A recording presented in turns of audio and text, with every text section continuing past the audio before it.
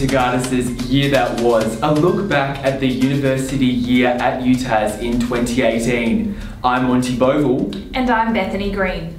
It has been a year of change, devastation and triumph. But in January, the year started off with optimism. That's right, the University of Tasmania received confirmation of support from the federal government for the new STEM Centre project on the corner of Argyle Street and Melville Street in Hobart. The project is part of the larger UTAS move and would transfer a number of key courses and facilities from Sandy Bay to the city. Also in January, former Secretary of Tasmania's Department of Justice, Simon Overland, finished his term as the chair of the Tasmania University Union Board of Management. UTAS staff member Michael Stoddard took over as acting chair. Rain did not hamper February's TUU Welcome Week. The week of festivities, attended by both new and returning students, ushered in the new academic year, with Tasmanian artist Maddie Jane headlining the newly returned Welcome Week concert. To March, and the new UTAS Vice-Chancellor, Professor Rufus Black, began his term in the university's top job. I love what universities can do in places, their capacity to be at the heart of communities, supporting them, helping them, and creating opportunities, and also, given this university, contributing globally. The findings of a $120,000 review into the constitution and makeup of the TUU was obtained by Togatus. The report called for sweeping reform of the union's structure and services and identified a series of systematic structural issues within the TUU. It concluded that the organisation was not transparent and failed to adequately represent UTAS students. Also in March, UTAS announced it would build a new accommodation complex in Hobart CBD, housing an extra 400 students. And 2018 has been a busy year for TUU clubs and societies. Bethany Green filed this report on the UTAS Karate Club before they represented the state at a national competition. The final step. Today, students from the University of Tasmania's TSKFA Karate Club will be assessed on their technique for the final time before competing in the traditional Shotokan Karate Nationals. Today's club grading, held at Huntingfield, will be conducted jointly by Sensei Stacey Kermos, 5th Jan Black Belt and Chief Instructor in Tasmania, and Sensei Nomoto, visiting from Japan specifically to grade the students. This grading provides a chance for the 38 club members to achieve a further certification or to move up a belt ranking, reflecting their ability and progress towards obtaining a black belt. It also gives them the opportunity to further perfect their technique in a formal setting before heading up to Adelaide for the Nationals. This is the first time students from the University of Tasmania's Karate Club have been selected to represent their state at the national event. It'll be a good learning experience. I'm not expecting any crazy results. I haven't been learning karate for that long. I think my progression thus far has been simply due to a fantastic sensei, and so yeah, it'll just be all about the experience for me. At the Nationals, the University of Tasmania students will be competing with 250 other students from Japan, New Zealand and Australia. They will be competing in 2 events: kumite, a form of sparring, and kata, a system of combined techniques against imaginary opponents. It's very, very important because at the end we all have a competition. Now we're all training together, but there may be some people we don't know in that group. And that's the best part of it, because you don't know what they're like and you're tested against someone who doesn't know what you are either. Tasmanian students kicking goals on the national stage. Bethany Green reporting from Huntingfield for Togatus News. In April, by-elections to fill vacant TUU student representative positions were held. 14 of the 24 vacant positions were contested by at least one candidate. April also witnessed the successful affiliation of a student society holding an anti-abortion position with the TUU. The affiliation of Life Choice Tasmania sparked controversy, particularly among the UTAS Women's Collective, who started a petition lobbying for the group's de-affiliation, which gained over 500 signatures. A counter-society promoting a pro-choice message was later affiliated. Devastation hit UTAS's Sandy Bay campus in May when floodwaters inundated a number of buildings. The day following the intense downpour, UTAS classes were cancelled across Hobart. The law and engineering buildings were the most severely affected, with certain areas remaining out of action for a number of months. The total damage bill reached well into the tens of millions of dollars. Also in May, UTAS announced it had purchased Mid-City Hotel in Hobart CBD and would be refurbishing it to provide 140 student accommodation beds in time for semester 2. Here's a brief look back at the housing situation in Hobart this year.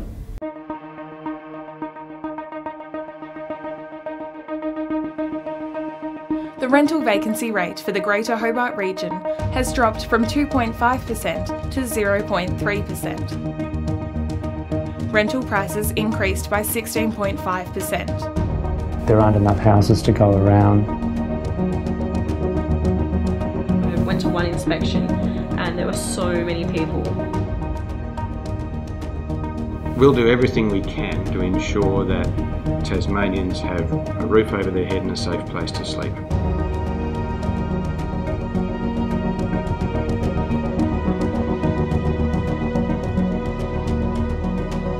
I think there's an understanding of the magnitude of the problem and it's not going to go away. We need to just crack on with it and get the politics out of it and work together to deliver more housing. Housing is the issue of millennials and the younger generation. It will be the issue of our lifetime. Hobart has found itself enveloped in a housing crisis.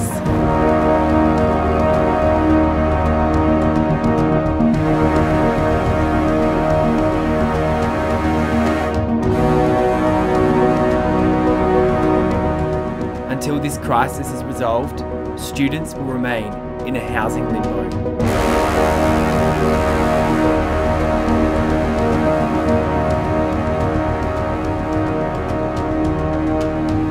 We are human beings, so no matter what, we need a place to stay.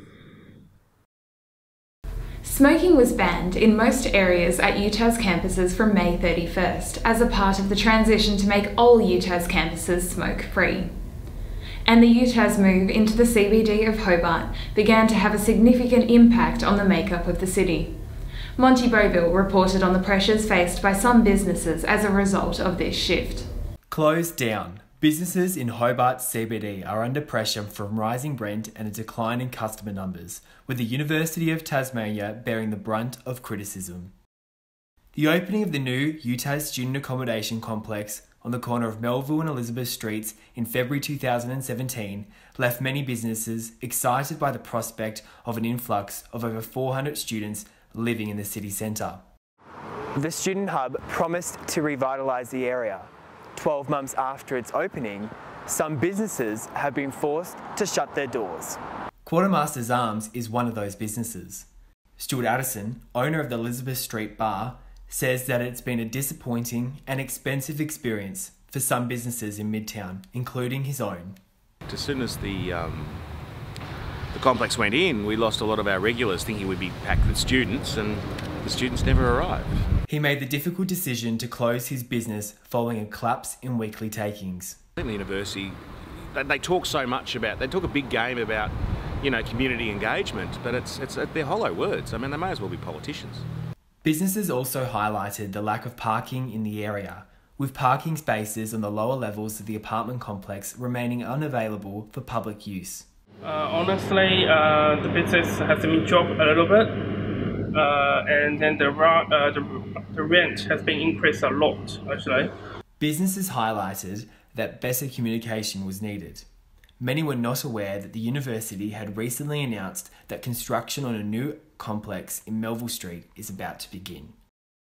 Students paid $240 a week to live in the apartments, which are part of the National Rental Affordability Scheme, leaving businesses out of some students' price ranges. I think it's a good thing they're there, but I don't think we use them. We don't get the use out of them. They're too expensive for our area on top of like our already set bills that we have to pay a week. It's an area that is changing rapidly, with some being left behind in the transition. The university was contacted for comment. Monte Bovill reporting from Hobart for Togatus News. Early in the month of June, the media school moved from Sandy Bay to its new location in Salamanca. The new facility, located behind the Mercury newspaper building, is another addition to the extensive number of UTAS campuses in Hobart CBD. Later in the month, it was announced that the personal details of thousands of people who had applied for jobs at UTAS may have been compromised due to a massive data breach of PageUp, the company that supports the university's job site.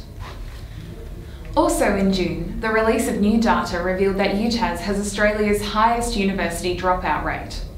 33.6% of students failed to complete their degree in 2015.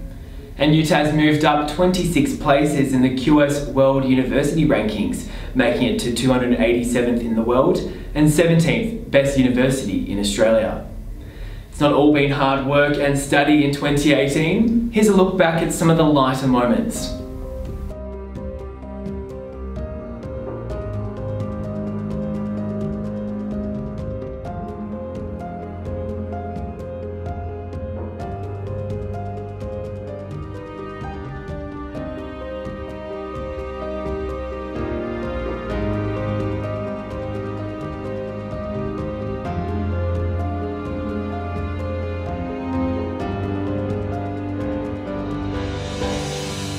Have been forced to shut their doors. Let me just remember it now. The Student Hub promised to revitalise the... I'm about to fall off. The Student Hub promised to revitalise the area. 12 months after its opening, some students have been... I don't know what I'm saying.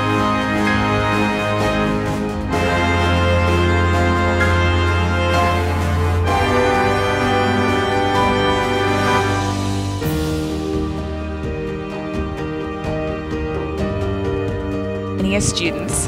Wait, sorry.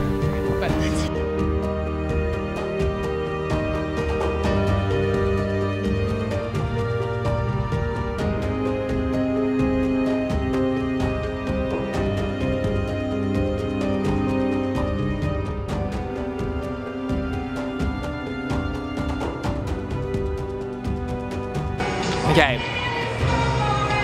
In a housing crisis. Rental vacancy rates are at an all-time low. Houses are freaking dead. Hey, you were right though, it wasn't fake news the other day. Are you going to update everyone that it wasn't fake news?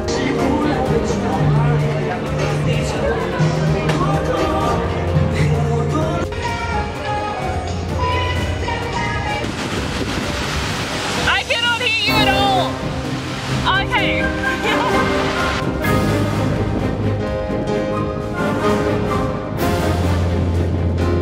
Your local community in Tasmania.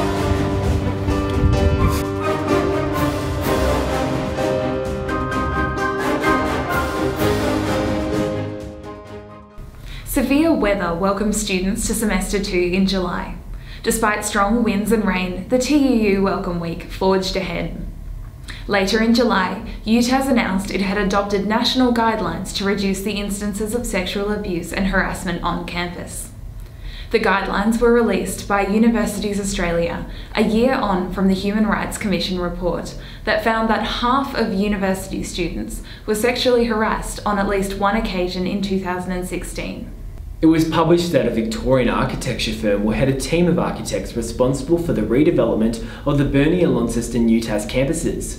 Designs for the new campuses are expected to be completed by the end of 2018, with construction set to start soon after. Here's Professor David Adams, Pro Vice Chancellor Community Partnerships and Regional Development, with an update on the campus moves. The development application goes to Council at West Park in the next few months, at Inveresk around November. If the development application is successful, we would expect works to commence next year as early as possible. And for West Park, we would expect works to be completed around early mid-2021, and for Inveresk, the end of 21, the summer of 21, and full operations in first semester 2022. What we'll find in the future are probably more students with less contact physically with the campus. And our thinking is around 1/3 activity on campus, 1/3 group work online, 1/3 working with industry and other sorts of work integrated learning. So my first observation is that in terms of requirement for car spaces in the future, it's not likely to increase. Having said that, at Inveresk there will be overall more car parking spaces than there are here at Newnham. Concerns were raised after another data breach in July. The Tasmanian Electoral Commission revealed that some students who requested an express vote during the 2016 TUU elections had sensitive personal information compromised during the breach. University of Tasmania law students won 2 prestigious moot competition national titles after competing against 29 law schools from across the country. August kicked off with a change of leadership. Sophie Muller became chair of the TUU Board of Management.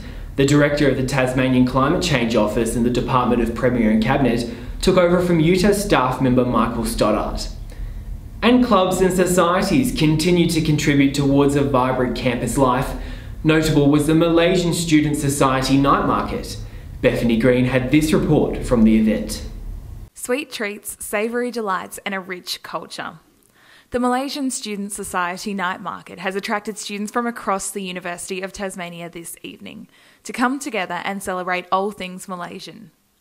The 5th annual Pasar Malam is the Society's biggest yet and brought together 18 different stalls. Satay, nasi lemak and roti shanai were just some of the dishes on offer, with red bean soup and ice kacang for dessert. For the first time ever, the Society is collaborating with the Alternative Music Platform Society, who entertained audiences throughout the event. The treasurer of the Malaysian Student Society says it's a chance to celebrate her culture. Pasar Malam, so pasar means market and malam means night. So we'll be selling lots of food today. We've got nasi lemak, roti canai, chicken porridge, and we've also got delicious desserts. We've got ice kacang, so that's just shaved ice, lots of like colourful syrup. We've also got red bean soup and glutinous rice balls. We're just sharing the Malaysian culture with the UTAS community and just sharing our culture through food. The Tasmanian University Union affiliated society has 11 members, but the event draws together students from across the university. The red bean soup. Is it good? It's really, really good. A bit like sweet and just really nice flavour, yeah. It's really filling and it's a refreshing taste and it tastes very good. Yep. And hope you guys can come and try. TUU Campus President South, Sharifah Syed Rohan, says the union is proud to support the event. So we think it's really important that we provide funding for events such as this so that we can celebrate the diverse range of cultures that exist at UTAS and bring people together over a nice meal on a Friday evening. A celebration of rich culture. Bethany Green reporting from Sandy Bay for Togatus News. Wrapping up the year to date and following the strategic review into the TUU earlier in the year, major changes were announced for the yearly student representative elections and the structure of the union. The elections were held online, and 23 positions from the existing structure were abolished as a part of the union's overhaul. And that's the year that was. Thanks for joining us, and we leave you with these messages from some within the UTAS community. Hi, I'm Sharifah and I'm your Southern Campus President. I'd just like to say a big thank you to all of you for engaging in the various projects that the TUU has been a part of this year. Down at the Hunter Street School of Creative Art campus, students are working hard on their final submission for the graduation show. This is happening on the 9th of November at the Hunter Street campus. Hey everyone, I'm Maddie, the Creative Director of Togatus, and I'd just like to say a huge shout out and thank you to all of our artist and designer contributors this year. You've really helped make our editions more beautiful, and yeah, we wish you all the best for the rest of semester. Thank you! Big thanks from us to the UTAS students, university staff and the TU reps. Hey contributors, it's Joe here, your Deputy Editor. 2018 was an awesome year for TOG thanks to your submissions. Keep on writing, keep on drawing, have a good semester break and good luck with your exams. See you again next year. I'd like to say a quick thank you to all of the SRC reps and all of the students at the University of Tasmania who have supported the TUU this year or who have supported the events that have been happening throughout our university campuses. I would just like to thank you all very much.